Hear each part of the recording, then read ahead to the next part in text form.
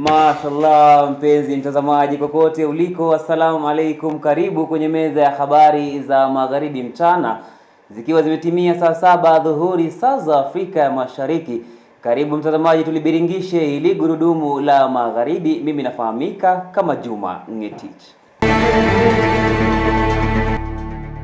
Tunang'ananga taarifa ambapo Rais William Ruto hii leo yupo kaunti hii ya Bungoma kwa ajili ya kushuhudia tamasha la kitaifa la muziki na kuwatunuku washindi wa mashindano hayo. Hata hivyo, ziara yake imewapa wananchi fursa ya kumtaka rais kushughulikia miradi iliyoanzishwa na serikali yake lakini ikakwama. Wakazi wa maeneo mbalimbali ya kaunti hii wameibua kero za barabara, huku barabara ya Bokoli kuelekea Kimilili ikiwa moja ya miradi inayotaka au wanayoyataka ikamilishwe.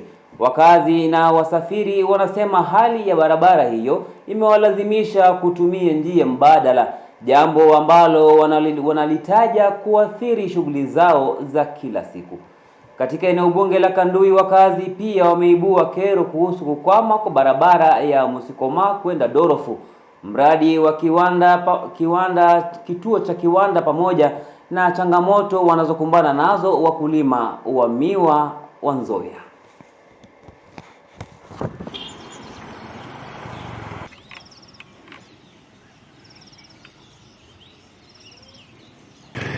Hii barabara yetu ya kutoka Nalondo kwenda Kimilili, hii barabara imekuwa mbaya. Sisi kama watu wa boda tunaumia sana juu ya hii barabara. Sasa hata ukiangalia upande wangu ya shoko tunabadilisha kila siku kwa sababu hii barabara yetu. Sasa tunaomba Mheshimiwa William Samoei Ruto atusaidie hii barabara, kwa sababu hii barabara isipotengenezwa hata mama wetu sana anajifungua kabla ya siku zake hajafika. Sisi kama leaders wa Kandui hapa na hapa Bungoma 2022 tulikataa Uhuru na Raila kwa sababu ya hii barabara ya C41 ya kutoka Musikoma iende Dorofu. Hii barabara walikuwa washa launch na kuna kitu ilifanyika. Mheshimiwa Rais ulikuja ukasema ukikuwa rais hii barabara chini ya miezi 3 itakuwa imeisha. Ndio maana tulisikiza viongozi wetu wenye walituambia kwamba tukatae mambo ya Uhuru na Raila, na wao ukasema utafanya hiyo jambo. Project ya kwanza Bungoma County wakati ulikuja ni hii barabara. Barabara inatoka na Musikoma, Dorofu, Nabaholo, Nambaja, ingine inaenda paka Kakamega town, ingine inaenda paka Malava, ikienda ikishikana barabara ya kutoka Kakamega kwenda paka Webuye.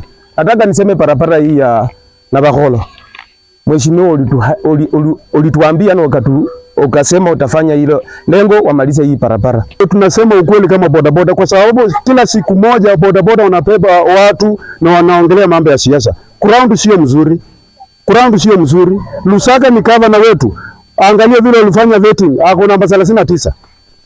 Na anaenda anasema kutumeka, anaongelea mambo ya two term. Siasa yako 2022 ilikuwa kwamba wapigaji kura ndio walikuwa rafiki yako. Lakini sasa ukiangalia vizuri, adui wako wa kwanza ni wapigaji kura. Utapata hata hizo kura 2027. Naomba hivi, wajana na hawa watu mabonyenye wenye unakaa na hao, unawapea wanakimbia huku na shilingi 200 unapea watu. Na imagine unakuchallenge, wanakupea shilingi 200 na wanapeana kwingine. Tukisonga mbele ni kuwa gavana wa jimbo la Trans Nzoia George Natembeya amepiga kengele ya onyo juu ya ukataji miti nchini, akitaka hatua za haraka kulinda misitu na kupunguza athari za mabadiliko ya tabia nchi. Natembeya amesema uharibifu wa msitu unachangia ukame unaokumba maeneo mbalimbali humu nchini. Our forest cover iko less than 16%. We are supposed to be about 30%. Watu wameteka advantage, wanasema kwamba wana harvest cypress, ile miti ambayo inapandwa for commercial purposes. Lakini ukienda kwa forest zetu zote, even indigenous forests, trees as old as over 200 years, zote zinakatwa. Wanakata miti na wapande miti. Nyinyi mnaona mwaka huu vile tumekuwa na challenge ya mambo ya mvua. Hata hapa Kimilili nimevuna mahindi kidogo. Sehemu zingine kule kama kule kuanza Saboti, Endebess, mwaka huu watu hawajavuna mahindi. Sababu hajakuwa na mvua. Na mvua inatoka kwa hizi miti. So Mr. President, wacha kuharibu misitu ya Kenya. Because wewe you are the one who gave a blanket amnesty kwamba watu wakate miti and wana harvest mature trees. They are harvesting even young trees, ile kidogo kabisa wanaanza. Tukisonga mbele ni kuwa Benki Kuu ya Kenya imetoa uhakika kuwa nchi ina akiba ya kutosha ya fedha za kigeni kukabiliana na mahitaji ya ziada ya uagizaji, huku athari ya El Nino ikitishia uzalishaji wa ndani. Whether the conflict in the Middle East continues, we should have enough a buffer to ensure that we don't have a disorderly adjustment in the exchange rate, and also should the El Nino situation be very severe, the weather be very severe and require importation, then we still would have enough foreign exchange buffers to be able to address those needs without having a disorderly adjustment. So the foreign exchange reserves of the central bank continues to increase, and as of August the 10th, 2026, had reached 15.2 billion, and this is equivalent to 6.3 months of import cover. And of course, we try to endeavor to have as a target 4 months of import cover, so we have a big cushion between the four months of import cover and 6.3.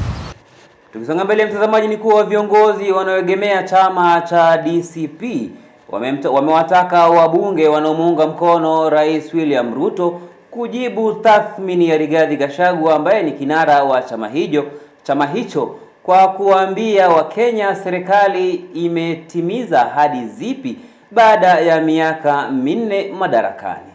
Tell us, are Kenyans saving more? Are they keeping more of their salaries after tax? Are businesses making more money? Are farmers earning better returns? Are young people finding jobs? Are fewer families borrowing merely to survive? The consumption of soda has only increased because of its consumption in State House. This is what William Ruto feeds his delegations in State House. Viongozi wa chama cha ODM kaunti ya Nairobi wamepuuzilia mbali kauli ya Rigathi Gachagua kwamba chama hicho kimeporomoka, wakisisitiza kuwa ODM bado ina nguvu na ushawishi mkubwa wa kisiasa. Viongozi hao pia wametoa msimamo wao kuhusu uchaguzi mkuu wa mwaka 2027. Chama chetu kiko imara. Wale wanasema ya kwamba chama imesambaratika, mnakumbuka vizuri ya kwamba Rais William Ruto alikuwa kwa ODM. Waziri Mkuu Musalia Mudavadi alikuwa kwa ODM. Na wakati walitoka, chama haikuvunjika. So hata wakati ya wale ndugu zetu wametoka wawili, Babu Owino na Sifuna, hii mnafikiria kwamba wao wanashinda ile uzito ambaye President William Ruto alikuwa naye kwa ODM ama Musalia Mudavadi? Tunasema kwa wenzetu hakuna haja matusi.